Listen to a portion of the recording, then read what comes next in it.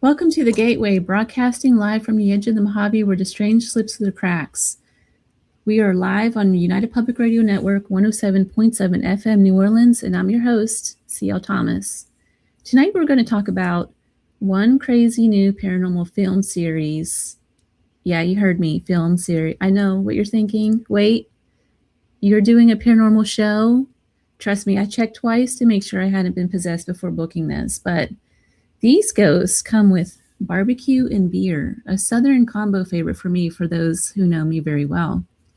But before we get into that, you've been listening to Sean Kelly with Into the Night. If you missed a show, you can tune again on Sunday night right here on United Public Radio. You know, I always give the weather for Las Vegas. For all of you listening out there, a lot of you always seem to message me about Las Vegas and are generally interested in life here. I normally travel for work, and last week I was working out of the Paris casino all week long. We had a show there, so it was pretty much around the clock. I got to say, it's kind of nice being a tourist in my hometown. I almost never get to do that. I'm always out somewhere else. So I had a nice week. I was home with my friends, got to see some shows, worked a lot in Vegas at one of the casinos for a show, and it was fun times. It is currently windy and cold here in the valley. The entire Mojave is under a strong wind advisory until sometime tomorrow. So batten down the hatches and turn up your radio dial and cozy up for the evening. I hope all's well with you. Let me see if there's anyone in here. Hi, Heidi. How are you? I think Heidi's the only one in here. So we are going to continue. My guests tonight are the guys from Booze, Brews and BBQ.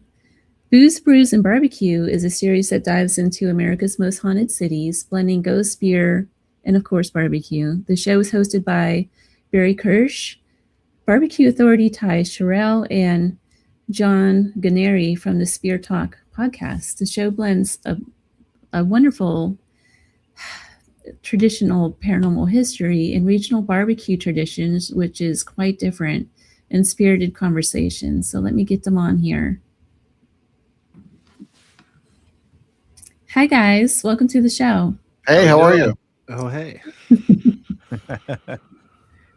There's so many things to talk about with you guys. You're just so different than anything I've seen out there. Let's start with you guys telling us a little bit about yourselves. Sure. Ty, you go first.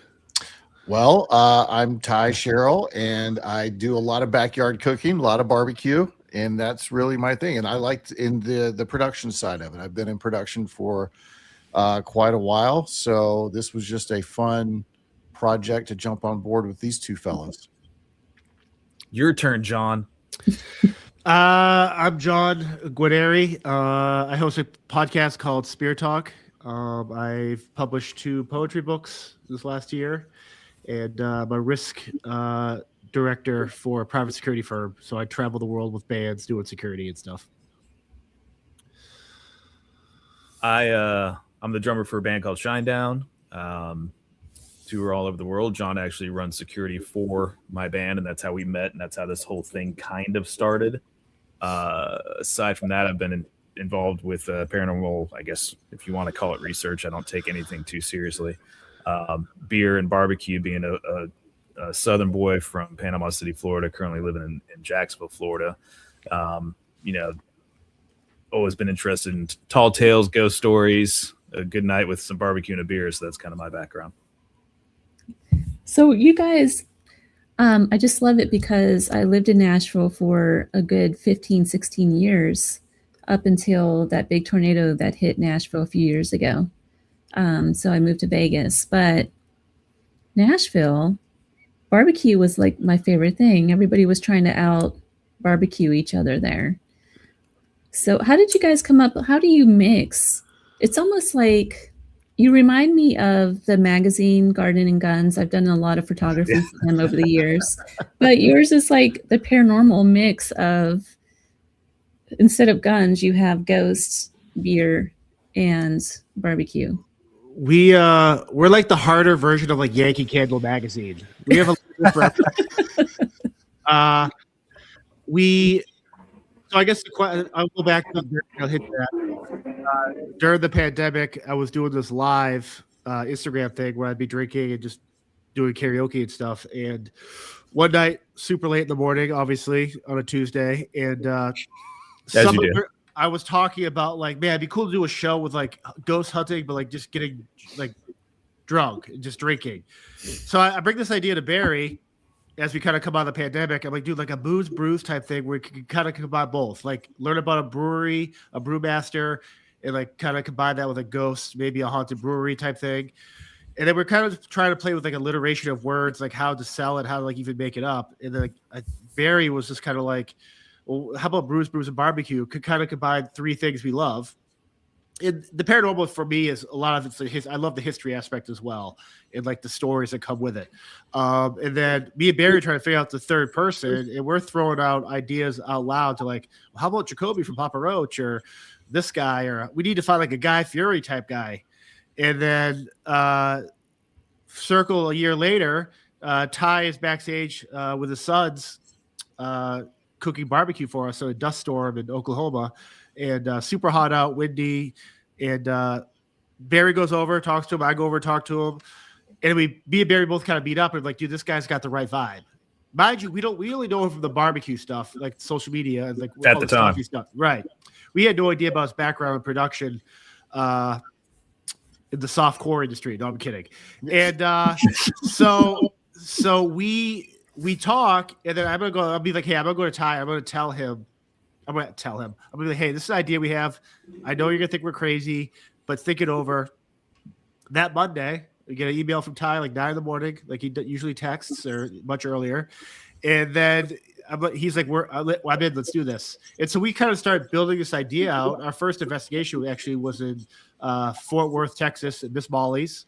And we just jumped in. And like by that time, we kind of realized that Ty had the background, the video, audio, like how to film stuff. And so we just kind of jumped in there. And like in 1 year, we filmed 9 episodes. Our 10th one we're filming now. But yeah, it's just been just a wild ride. It's like cool to like, we could go into a community, and obviously we kind of, the show is obviously centered on the paranormal aspect. We find a haunted location, or anything from Lizzie Borden's house to S.K. Pierce Mansion to a haunted aircraft carrier type thing. And then we can kind of build it out in the community where are the places that people go in these towns for barbecue or good food? Where do they go to the local mom and pop brewery type place, the winery, the place like that, the whiskey distillery, where we can kind of go in and just really bring it all together for the community? Because when people watch an episode, they're gonna be like, man, I'm gonna take my family to Fort Worth because they got this really haunted Airbnb, they got amazing barbecue, they got this really cool brewery called Roar Brewing. Why not take our family there? So that's kind of what the gist is. Like, it's very much community based, but having like a blast doing it. I really like that. I started that magazine, Eerie Expeditions magazine, last year. I did walk away from it for a little while, but it's coming back on March 15th. And I got the idea from Anthony Bourdain. Yeah. I met him in Nashville probably about 6-7 years back. But we were at a house party. House parties are a thing in Nashville. And there's a couple of musicians that have them pretty much all the time. And so I went to one, and he happened to be there. You would never know the guy was famous, mind you. But what I really respect about him is he wasn't just covering the food. He would dig deep into people's culture and history and why they do the things they do. And I always found that really interesting. And with Eerie, I kind of wanted to create a magazine along the same lines, but with the paranormal, in a sense. That makes sense. There's not a lot of that out there. You know, it's a lot of the quick shock value and the bang and the flash. But, you know, like it says in your tagline, no scripts. That's kind of something we're trying to do too, is we don't show up to a shoot and have a call list and here's your script and talk about this, this, and this. It's just the three of us idiots having a good time and trying to, again, show off the community and be a part of the community for them. You know, we all have our actual real jobs that we enjoy. This is a passion project for us to do something cool for people and also for ourselves. I think one thing that we set out in the beginning, and this was like one of the things that was said, is we're not going to fake anything. And I think that's why this show is turning into probably one of the first paranormal travel series that's out there, you know, going into these communities, energy, authenticity, you know, we're not faking anything. It's not overproduced. We're not doing any of the stuff that anybody else is doing. So everything that's on camera is what happened. And even if it looks like it's scripted, it won't make the cut. And that You guys are really flipping the script on it. I love it. I think some of the best parts for us, like obviously we've been able to capture some really cool stuff, and we work with your friends, Horror and Paranormal, and got some really cool stuff out with them right now. And we just filmed an episode with them. But like for us, we go into like a location, like the coolest parts of my stuff with meeting are the owners of these haunted locations, or the guy, the mother and wife, husband and wife that run the brewery, or the barbecue place that started from his father. And like we get to hang out with these people, and we've gone to a couple locations where famous shows have gone through there, and I say famous just because they aired in 2001. We talked to them, and they're like, "Well, can we stand here? Like, what are you talking about?" Well, last time the TV crew came through here, we had a script. We had to stand on a soapbox. We had to leave the property, and like we're hanging with these people. That's the fun, the joy for the show for us. It's like we're investigating with the owners. We're hanging with the owners, talking about life and just their history. And so it's like, again, like we filmed this one segment at Bowling Green, this barbecue place. And we got John Fred from Blackstone Cherry as a guest. We got Dave Spinks with us. We're sitting down having this crazy barbecue. I think it was called the barbecue. I think it was called Smoky barbecue. Pig. Smoky Pig. Yep, smoking pig. And we're filming the segment. We're doing like a wrap of the show and talk even with the barbecue about where we just investigated Octagon Hall. And the worker behind us starts changing the trash bag. And it's so loud. Aggressively loud. He's mad at it. And all three of us are looking at each other like laughing. But then John and Dave are so talking with each other like they're not bothered by it. And so when stuff like that happens, the first thought would be, well, we can't use that. And what do? That's the first reel we put off for the episode. Mm-hmm. It's like that's again, real life. With the no scripts, it allows us to like seamlessly fit in with the community and not put them out where they feel awkward. Like I love the chaos of that. That's again for me the straight up joy. Got it. The Fort Worth, I have to admit, Fort Worth kind of freaked me out when I went there. You know, the day parade, you know, with those big horns. I don't even know what those things are called. They look scary. Texas Longhorns. And then they're barbecuing right next. I don't know. It was just weird. It was just like a weird mixture. It's the best, actually. It is really good barbecue, though. I did eat it. It's the food is walking down the street, watching their cousins being cooked across the street. Right. It's the 40 thing in Texas. Our first day filming, we're walking down because I think we were allowed to drink out in the open. We did, and we're drinking out in the open, and all these the steers are going down the road, like the cowboys are leading them down for the parade, and we're just drinking, and we just look at each other. We're just like, man, this is so crazy what we're doing. It's like I don't know, it's just a blast.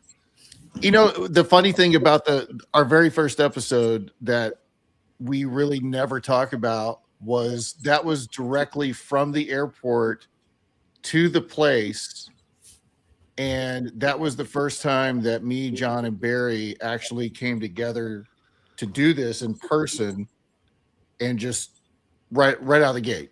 Right. We literally had no scripts. Like we didn't even know what we were doing. Zero. And that was so much fun. I didn't even know how to pronounce John's last name. I still don't. I have a secret for you. So I did call Kimberly before the show and ask how to pronounce your name. Yeah. She probably got it wrong too. Everyone does. Yeah.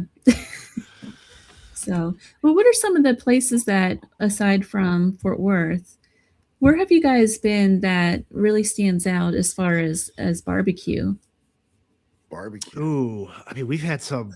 I think the place in Bowling Green, in Kentucky, it's called Monroe County Style Barbecue, was really interesting to me because they keep talking about their pork butt. The pork butt's the best, and you think shredded, Carolina pork or Southern style pork. Shoulder. It's not that. It's a shoulder cut that they slice super thin. And you have these thin, like ham steaks almost of the shoulder, and they cook it hot and fast over charcoal and then dunk it in vinegar sauce and put like 3 slabs on your plate. That's their version. And it was delicious, but it's something I've never had anywhere else ever. Now, do you guys cook yourselves? Yes. Oh yeah. Yeah, we'll usually every episode. Obviously, some locations are so tough to get stuff, or we filmed in 2 snowstorms already, in Massachusetts and Memphis. We So got to it's start like, going to the West Coast, guys. yeah, like We the do. high altitude mountains. Yeah. But like, so we work a lot with RecTech, and they bring a smoker there, drop it off for us. We do a lot of stuff at the houses, but sometimes, like we just had Andy Husbandson, who's a award-winning pitmaster in Massachusetts. We've had Matt Gork, Jim Thorpe, PA. It's again another great barbecue chef. And so we like to work with different people like that from the area, whether they're famous or not famous, but like people that have a really cool story and kind of learn from them. And like when I started the show, like I never owned a smoker. I could cook burgers and stay, like no problem doing that. But like obviously with Ty's background and living on the road for 9.5 years with Barry and him cooking steaks and shishito peppers outside the bus after a show, it's like I start to learn from these guys, and like you get to do that. And then when I see them happy and so excited learning from like another barbecue guy in another place, another state, that brings me joy too, because it's like we're all actively learning. Oh yeah. I think you just hit it on the nose too. I was trying to ask that question. When you're sitting around cooking with people in the community of some of the places that you go to, you tend to learn a lot more than what you would in a formal interview, right? Mm-hmm. Are there Absolutely. things pertinent to the paranormal that you've learned from some of these places that you've been, from particular individuals that you've met along the way? I've learned from John not to instigate. I don't instigate. I only go after like ghost pimps. That's my thing. That's my MO. Ghost pimps. Ghost pimps? With the ghost pimp. That would have been Memphis because we hunted a brothel. I think I've learned that we don't know anything. We really don't know anything. And that's the most exciting part of it. I mean, you might get some results. You might hear something. You might be able to debunk it, which is something I always try to do because I try to not believe anything that I see. We really have no idea, and that's what's so fascinating about it. And I think what really sets it off for me is knowing that we don't know anything, but still hearing the stories and the history of the place. Just, I guess it's more the history buff in me that enjoys the spooky stories of the history that happened in that location. Mm-hmm. It's kind of cool too, because a lot of the odor, like the brewery owners or like the barbecue joints, like they know what we're doing. Obviously, we're talking about their process and stuff they do there. But then we start talking about the paranormal. A lot of these places have their own stories or history. Everybody has a story. Mhm. And it kind of when you film the way we do, it kind of helps us flesh out like what the episode is going to be about in the sense of like storyline. And it's so cool to kind of like tie stuff back into other people you met in town or other owners or neighbors that want to like just like tell their story. Like, hey, I saw this do this. And it's like, okay, cool. Like this, like, again, it's like hearing the stories for me is like the best part. Yep. Well, a lot of times these places are located in older buildings and historical buildings. I don't know. If I was a ghost, I would hang out in a tavern. I don't know. Man, if I was a ghost, I'd probably be at the newest hotel that was just built. Yeah, because you're bougie. Yeah, I'd be the bougiest ghost. Yeah, like this I'd thing be has like a Hilton. this has He'd like be running to Bath in the suite, the King suite 100%. upstairs. right. 100%. I would scare him out of the suite just so I could stay there. God. Really? Well, has anything that you guys, let me ask you this. What kind of evidence have you gotten? I don't want to call it evidence. Let's call it experiences. I'm tired of hearing the word evidence from people. What kind of experiences have you had with the paranormal? I actually like it being said that way. Yeah, makes sense. Both Ty and I have been scratched. Okay, so the weird thing about the season when it comes out is I haven't experienced this yet. A couple of camera guys I have, and Ty and Barry have, but the idea of like a mimic or like something that kind of people talk about stuff being latched onto you if you cleanse the house, like make sure you cleanse yourself and clean yourself. Like I'm just like whatever. Gotta get Like, clean. that when I hear that stuff, I'm kind of like, man, like I'll take a shower. Like what are we talking about here? And but they've dealt with mimic stuff and like stuff like that where they can't. We're calling each other, trying to help each other explain what happened. Like a voice called out, or your name called out, or you think your wife's talking to you and she's not even home. It's stuff like that where that's where that's where for me it seems bigger than it is. Like I'm not gonna lie, being scratched is like super like bizarre and weird. And I can't even tell you what it felt like. It was so quick. And that I think that's episode 4. And Ty got scratched in Memphis, episode 2. But like, there's also been stuff too with like the spirit box or the direct hits on the REM pod or like stuff like that where you're kind of like, and like Barry's notorious for like, hey, this is a wind. This is a storm front coming through the floorboards. It's an old house. Nino. Right. He's just like the cold front coming through. And I'm the science guy. Right. And so we're trying to refute that stuff. But when a spirit box in an Airbnb can start telling you what your kids' names are or your real name and then say stuff where it's just like, man, like you want to be able to explain it, but you can't. And I think for us, that type of evidence for me is like, so I don't know, it's just interesting because you try like, at least one thing we like to do is like when something happens, like we'll capture it, we'll do it, but then you'll kind of look back at it and then in real time, some like Barry or Ty or me will be like, well, hold on a second. I was upstairs. I was walking around, or this window had a draft, or the furnace kicked on at this time every time. So it kind of, but like, that stuff brings the joy too, because it allows us to be serious, have fun what we're doing, but also take this seriously, where we're not just going to capture a shadow moving or something moving just for the sake of putting out. It's because I like the idea that we can process in real time and call the other two people idiots for thinking that was a ghost. Like that's hilarious for me. The last reel that was posted tonight was probably. Well, not just because it happened to me. I wish it would have happened to somebody else. But that was the first time that we caught. I don't know if it's the first time we caught something, but this was the first time that something happened on the security camera. And we have footage of me telling everyone what's happening on the security camera. Then we come back up there and try to debunk what happened on the security camera. And there were so many different things that was happening, like all at one time. And I mean, from the video side of it, I really enjoyed cutting that together just because we had so many. It was like Big Brother. We had cameras everywhere, but it really played out. And I think that was the first time we've had a poltergeist experience. And we had 3 in that one house. Yeah. I mean, aside from John getting tossed into me, but that wasn't on camera, unfortunately, in the barn. You heard it. We could hear it. I heard it. I felt it. You felt John it. Literally got pushed into me, and John's much taller than I am. Both of the guys are. I'm better pretty looking short. too. Yep. Well, that's a guarantee. I'm not a good looking man. But he got pushed it straight into me by something unseen. I thought he was joking around at first, but we made a rule when we first started filming this, before we even did Miss Molly's. Hey, no jokes played on each other. We're not doing that. We're not going to play those jokes, because then you're always on edge and you're thinking, was that real or was that a joke? We're not doing that. And he full body checked me, and that's the same time period he got scratched shortly thereafter. So who knows? Who knows? There's been moments. Yep. Has anything ever followed you guys home or anything? For Ty and I, yes. Yeah, and that goes back to the mimic thing that John was talking about.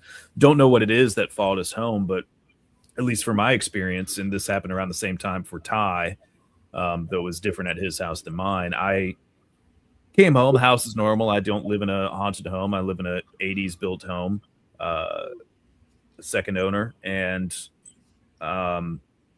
it's a 2-story. I'm downstairs, my wife and daughter are upstairs, and I clearly hear my wife say, "Papa," like calling down to me. I'm in the kitchen because I'm cooking like I always do. I love to cook. And so I walk around the corner and I scream up, "Yeah, what?" She goes, "What?"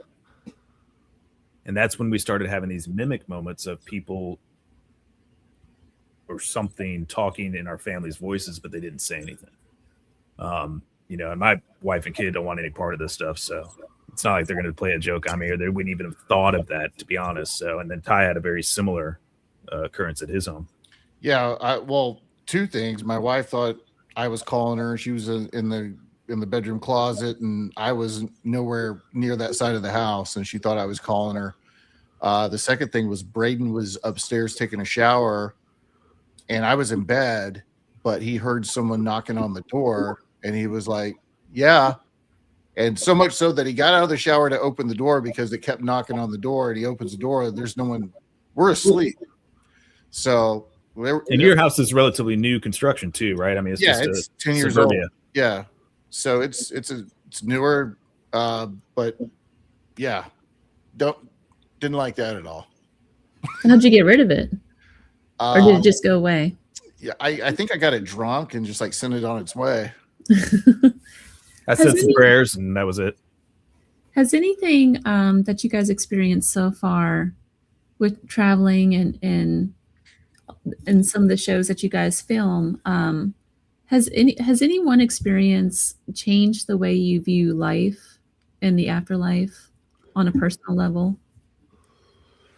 I think for me, it's more of a the people that want to go to ghost hunting, they think it's cool to talk to a guy that served with Abraham Lincoln at Gettysburg, and like they can talk to this.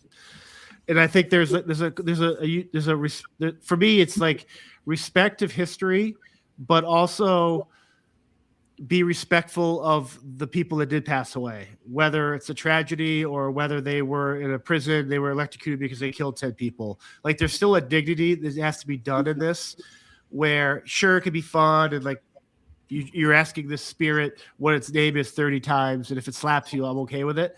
But like for me, and my father passed away earlier this September, and I'm sorry to hear that.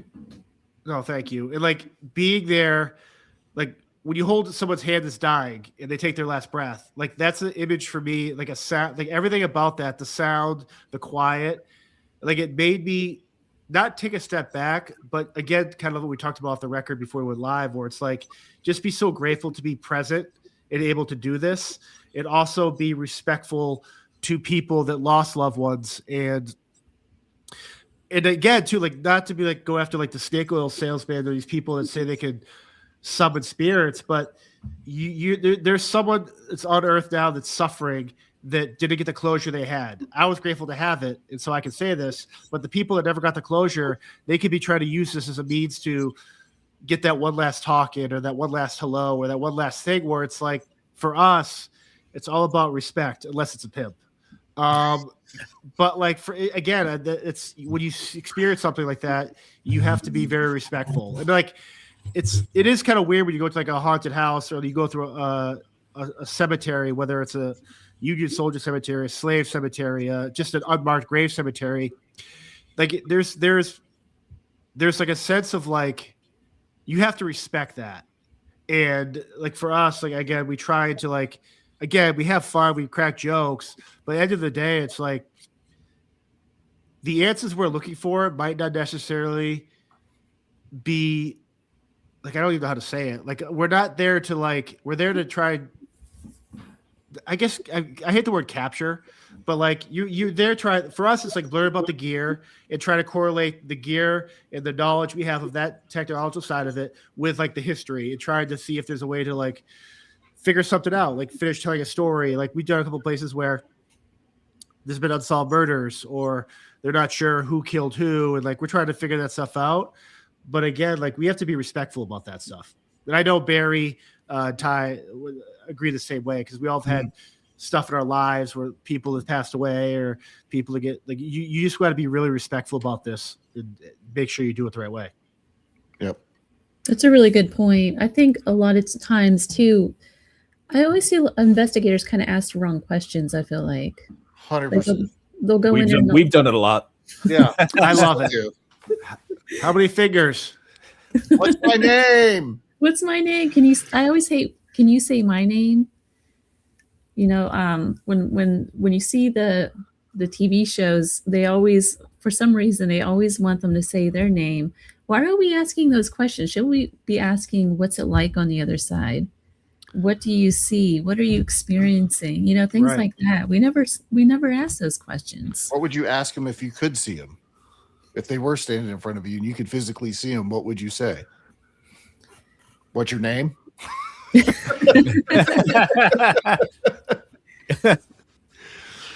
Well, I don't know. I mean, I guess when you meet someone in real life, you say, "How are you?" That's usually the first question. Yeah. If you're dealing with a spirit, though, and you kind of have an idea of their background, with oftentimes we do, sometimes we don't, but why aren't we asking them, "How are you? Where are you?" You know, those kinds of questions. I guess. You also kind of wonder, like, when people like, oh, I hate when people out there, oh, it's a demonic entity. Well, hold on a second. Maybe this thing is sick and tired of counting to 2 or dancing for you or trying to, like, that stuff too, where it's like, you can't come in hot to these things. Like, that's why when we do this stuff, before we even do any investigation, we're doing a house tour, learn about the history of the location and the people who have owned the house. Like, we want to understand where these people, these caretakers and their stories for this house. So it's like, we're not like, it'd be so easy to come in there with a boombox, screaming, blasting music, and trying to agitate. Like, I'd be pissed off as a living soul. Mm-hmm. Imagine trying to be eternally resting, and you're just like, God bless. It's very true. So tell me about kind of your approach, I guess, in your shows. We like to wear all tactical gear.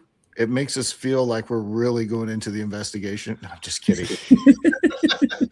I think we go in pretty much pure chaos. Yeah. It's pure chaos with our personalities. We go in, you know, I guess there's 2 schools of thought, and I've actually asked the guys that maybe we should do this one of these times, but it's really hard when we're trying to, you know, travel to locations separately, and it's time and everything else. But it'd be a lot of fun to maybe not know the history of the place and go in blind and then get the history tour and get told what's going on, see if you can correlate any of the information that you may or may not get. But a lot of times the first thing we do is get the history, and then we talk about it, and then we explore the house and just kind of feel it out and get excited and giddy, like, oh my God, I can't believe we're here. And then you start filming because you want to get as much as you can in a short period of time. You're paying your film guys. You only have a few days, whatever it is, or the location only allows you to be there for so long. So I think it is absolutely uncontrolled chaos for the 3 of us, which makes it, I think, fun because there is no script, because we didn't go in and go, okay, we have to hit all these points like it would be on a Hollywood movie set. Like, here's your call sheet. Here's what we're doing. It's 9 a.m. Here's what you do. And it's really hard for me because I like call sheets, and these guys know this, that I like direction and I like to know what's going on. Yeah. I'm the grandpa. It's fine. But we don't do that. And I think that's where our personalities come out the best, because we're just having a good time, as well as trying to be as respectful as possible until John says some off-color thing, and then it just gets crazy. Yeah. 100%. An off-colored thing, huh?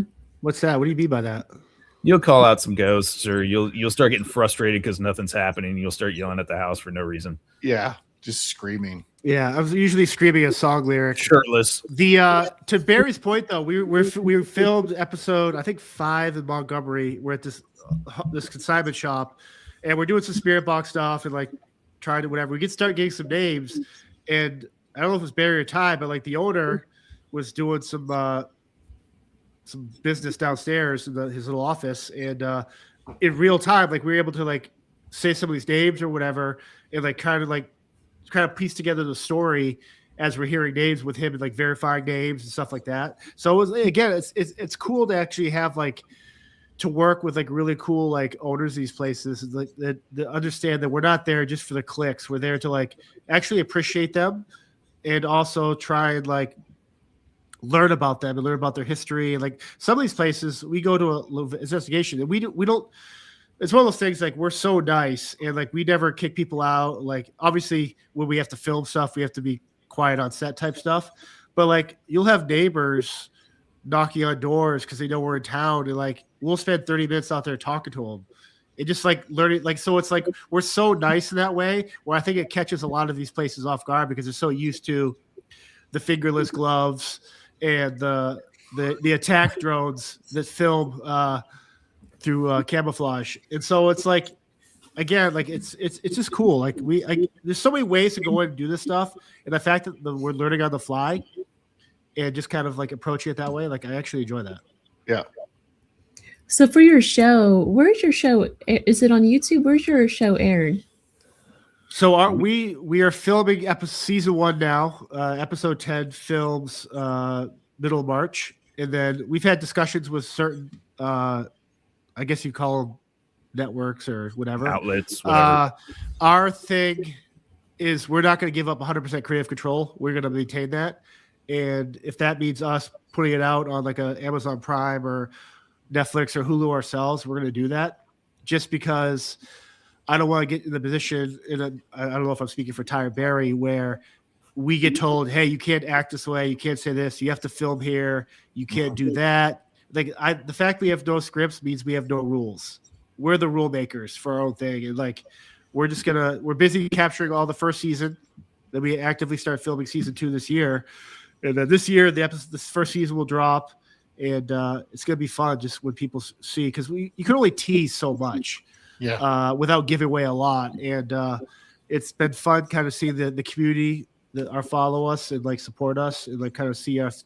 There are a lot of these people that we film these locations. We put off these events, whether it's taking over trolley rides or boat rides or investigating at the Lizzie Borden house with a bunch of people and having murder and mystery dinners. And we put on these cool events to kind of help us like gauge the community, but like it also allows us to like understand our audience, who ultimately people you want to curate something for your audience to enjoy and feel like they're part of it, and like feel like if you're gonna spend an hour a week watching something, we want to make sure their hour when they put their kids to bed or they're working 2 jobs or whatever, they got to do all the stuff, that we give them the quality to actually enjoy that. And again, we were also lucky because we are very much a creatively hostile type dynamic. And I mean that in the sense of like Ty and I are texting at 4 a.m. ideas where we know Barry's going to punch us both in the mouth. Yeah. They text like teenage girls 24/7. I'll wake up to a phone of just 90 texts, and I'm trying to read the backlog of this novel they've written about ideas. And then by the time I get to 80 of the texts, they've completely given up on that idea and have moved on to something else. So I just wasted an hour of reading. Well, that's because we sent those 2 weeks prior, Barry. Yeah, well, I don't like social media. I hate it. But like we do all that stuff, and we like creatively we get in a room and we create this energy, and it allows us to be ourselves. And we're not going to cater to a specific audience. We want people, whether you're a beer enthusiast, whiskey, barbecue, a paranormal person, where you feel like you belong here. Old, young, black, white, gay, straight. I don't even care if you crash land from a ancient civilization and you want to join the party. Like we're here for you, and that allows us to like organically like create our community that we accept everyone and just have a really great time doing it. That's one of the things that I really like about this is meeting everybody that come to these events, that travel halfway across the nation to go. They're just as chaotic as we are. They're just as fun as we are, and they want to have more, as much fun as we're having, they're having. And that's awesome. So I saw that you guys just posted the St. Augustine event. Am I saying that correctly? Yes. Was it St. Augustine? Yeah. So what can people, I want to go to that. So tell me, what can someone expect that has never been to your events before? Well, this has kind of been St. Augustine in general is one of my favorite cities. I got married in St. Augustine. I live 30 minutes north of St. Augustine. It's the oldest city in the country. It's a Spanish founded city. And it's just got a lot of great history there, and I've been going there for many, many years. So this was on my bucket list. Hey guys, we have to do this in season 1, and it everything else fell into place for other locations, and we were finally getting to film it. That being said, we like to have these events along with us filming outside. Like we haven't disclosed the barbecue location, we haven't disclosed any of the breweries or wherever we're going to go do that type of stuff, or even the haunted places that we're going to. But we like to have events as well for the community and to do these things. So we're doing 2 trolley tours, 2 haunted boat rides where it's one of those things. They tell you the history. You're on the boat. I think the boat has a bar, if I'm correct. So we can drink and get a little wild with everyone and make it fun. So much fun. And then we're going to try to break a Guinness World Record at one of the local bars on is that Friday or Saturday, John? That's Friday night at midnight. Friday night, midnight. We're going to try to have 300 or more people split the G on a Guinness. And just, you create these things, and not only gets people to come to that city, so that's good for the city themselves, but it's also a lot of fun for us, to do this. And then those people remember the show, they remember what we're doing, and then they come to the next events. They kind of follow us around. They know what cities we've been in. And then when they watch that episode, once it's finally released, they went, oh, I was there. I got to meet the guys. We had a great time. John got unhinged and shirtless again. I was sitting in the corner, and Barry was the mayor behind the bar. So that's just kind of how it goes. For the record, a lot of these events we do, we take over breweries. I've poured the most amount of beer of anyone here. I did them all in Massachusetts for 2 hours straight. No, you did not. I was back there with you. Oh, in my way. So, I was a man of the people, glad handing everybody and having a good time with the conversations. Barry wasn't back there at one time. I was doing one for you, it was one for me. Bar. But so we do this stuff, and it's like the cool thing about the events, those aspects of those events will actually be on the episode too. So people that come to the stuff are going to be on the TV with us, and it's just a way to get to know your people, and whether they travel from there or locals. And I wake up some mornings and laugh about inside jokes I had with someone I met in Jim Thorpe or Fort Worth or Memphis, where I'm just like, oh God, that was such a funny moment. And you go on our social media. The one thing I'm a huge stickler on is I kind of talked about with if you give an hour to someone, make sure they get their worth. I spend, when I'm home and not obviously working because it gets tougher, I probably spend 7-8 hours a day on social media, making sure anyone that likes or responds or comments, good or bad, I respond and interact with them because I think it's good or bad. And the bad ones just get me fired up. Wait, even the ones that are on there just being total mean. Yeah, no. They always cry. I always just cry. Well, the joy that brings Ty and I is that we are meaner than them. And they say it just for kind of be ragey or just say something stupid. Where once I start going down that path, I'm already in your soul. I've already hunted your soul. Right. And we're already investigating their ghost. But they will live in their head for the rest of their lives. Yeah. I stay out of it. Right. And we actually put their head in this little glass case with a bunch of healing potions on it. Yeah. And so I will spend so much time, because if you take 5 seconds to leave a comment, I need to give you equal love back. And so that's how for us, it's again, it's very genuine. These aren't automated type shit. I will literally spend in there and type. And so I think there's a great joy in that because again, we're trying to build this thing and we'll never be too big for that. You go to some of these other paranormal shows, and obviously I could talk the beer shows and the barbecue stuff, but you go to some of the paranormal shows, they reach a plateau or they reach a safety zone where they don't want to push the discomfort, or they think they have their audience that's getting older. They're not skewing. All our events are all ages. And so I never want to get so big where I can't treat these people like human beings. I hate going on to a famous person show, looking at the first couple of comments, and these people sharing their stories about, hey, when my grandfather died, they really cool stories, or I got the small business, you got to try our beer. They deserve the respect to get that response back from us. And it's been fun. I tried. I'm not really a people person. If I mean that, this is gonna sound terrible. When I'm working and stuff, I get hyper focused on stuff. But when I'm allowed to be myself on the show in a weird way, where it doesn't feel like I have to work, because what we do is fun. This isn't work. Yeah, it takes work to do this, but you know what I'm saying. And it allows me to kind of be just be myself. I just be the weird, eccentric, crazy person that everyone. Obviously, I'm very professional when I have to be, but I just like being in the community. That's all this show is about. It gets me so fired up, like I am right now.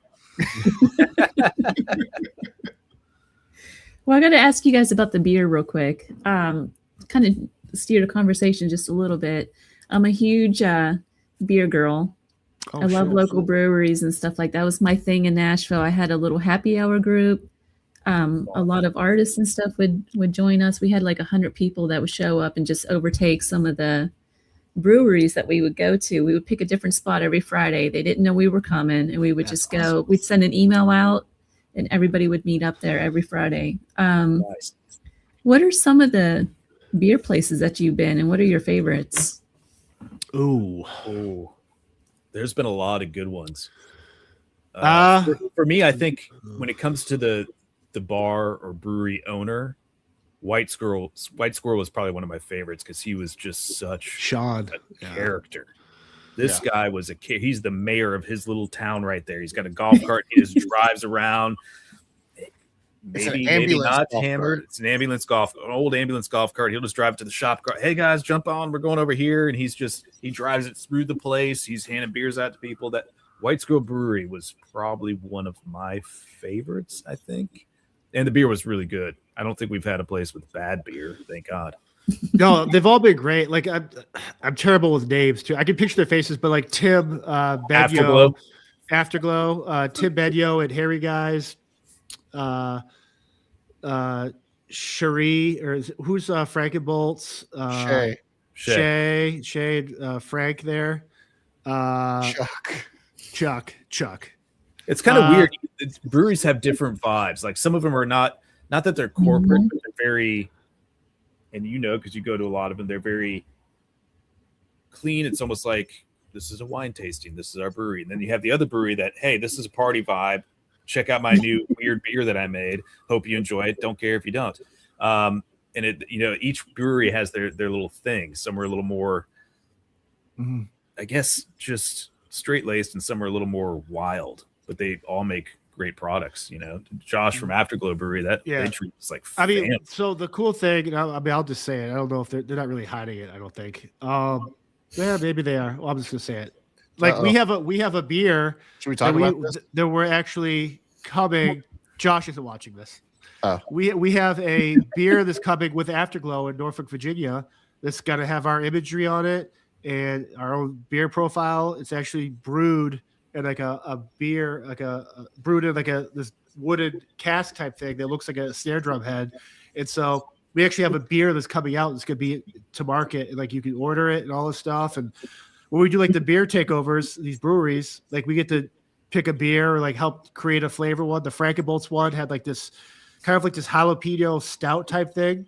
We kind of gravitate towards like the Pilsner type stuff. So it's super light and easy for men, women, children to drink. And so like when you get to do cool, weird stuff with like Frankenbolts, like a malty beer with some heat to it or like some other flavor profiles, like it's cool because again, you're learning all about their processes, and not one single process is the same. Like maybe the only similarity is the fact that they all use barley or like hops or like whatever it is. So it's like water. They're like all their stuff is so like different. And you drink the Pilsner, and like every Pilsner we've had at these 9 breweries, they all taste different, but it still tastes like a Pilsner. So it's so cool to like see these people so passionate. And anyone that in like the hospitality business knows how tough it is to run a restaurant, a barbecue joint, a brewery, and again to like get to work with them and understand them and like become lifelong friends with all these owners. Like it's a true joy. Well, you guys, where can the audience find you? Facebook, Craigslist. Instagram, Craigslist, Tinder, OnlyFans. Swipe right for a good hunt. All your typical socials, YouTube, and then depending on when Ty has to do all the workload and edit all this stuff, is when the actual series will be released, and that'll be announced on Facebook, Instagram, and X, and all those places. Yeah. Well, thank you guys so much for being on the show. I really loved having you guys on. This hour just went so fast. Thanks for having us. Yeah, it's been awesome. So sorry, you guys. It's all good. You've been listening to the Gateway Podcast, broadcast live from United Public Radio Network, 107.7 FM, New Orleans. I'm going to be on, I think, with Sean Kelly on Sunday. I'm not sure yet, so stay tuned for that. And news for you guys, Eerie Expeditions magazine will come out on March 15th. If you sign up right now at eerieexpeditionsmagazine.com, you can actually get a subscription for free. So stay tuned for that. Thank you guys, and I'll see you on down the road.